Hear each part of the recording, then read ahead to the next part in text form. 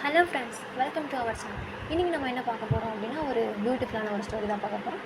வாங்க வீட்டுக்குள்ளே போய் பார்க்கலாம். ஒரு காட்டில் சிங்கம் இருந்துச்சான். அந்த சிங்கம் ரொம்ப வயசானதாகவும் ரொம்ப பலவீனமாகவும் இருந்துச்சான். அதனால அந்த சிங்கத்தால் எந்த ஒரு விலங்குகளையுமே வேட்டையாடி சாப்பிட முடியாமல் இருந்துச்சான். அப்போ அந்த சிங்கத்தை பார்த்து நலம் விசாரிச்சுட்டு போகலாம் அப்படின்றதுக்காக ஒரு முட்டாள் ஆடு வருதான்.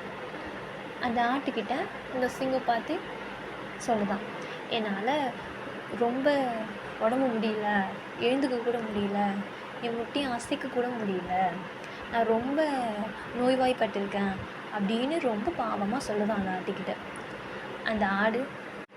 அந்த ஆடும் அதை நம்பிடுதான். அதனால் இந்த சிங்கம் வந்துட்டு அந்த ஆடைக்கிட்ட வர சொல்லுதான். சரின்னு இந்த ஆடும் அது எழுந்துக்கிறதுக்கு உதவி செய்யறதுக்காண்டி கிட்ட போகலாம்.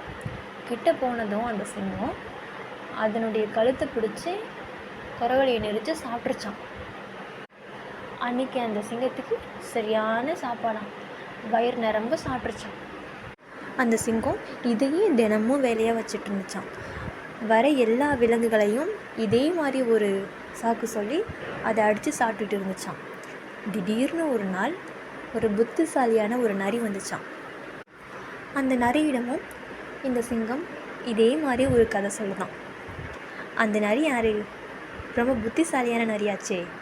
அதனால அந்த சிங்கத்திட்ட பார்த்து கேட்குதான், உன்னுடைய குகைக்கு வர எல்லா விலங்குகளுடைய பாதமும் இருக்குது, ஆனால் திரும்ப வர பாதம் மட்டும் இல்லையே அப்படின்னு கேட்குதான். அந்த சிங்கம் நரியை கிட்ட வர சொல்லுதான். அதுக்கு இந்த நரி, எல்லா விலங்குகளையும் ஏமாத்துற மாதிரி என்னை ஏமாற்ற முடியாது, நான் உன்னுடைய பசிக்கு ஆள் கிடையாது அப்படின்னு சொல்லி சிங்கத்தை ஏமாற்றிட்டு கத்திக்கிட்டே ஓடி போயிடுச்சான். அதுக்கப்புறம் அந்த சிங்கத்துக்கு ஹெல்ப் பண்ணுறதுக்கு எந்த ஒரு விலங்குமே அதனுடைய குகைக்கு வரவே இல்லையாம். அதனால அந்த சிங்கம் பசியால் இறந்து போயிடுச்சான்.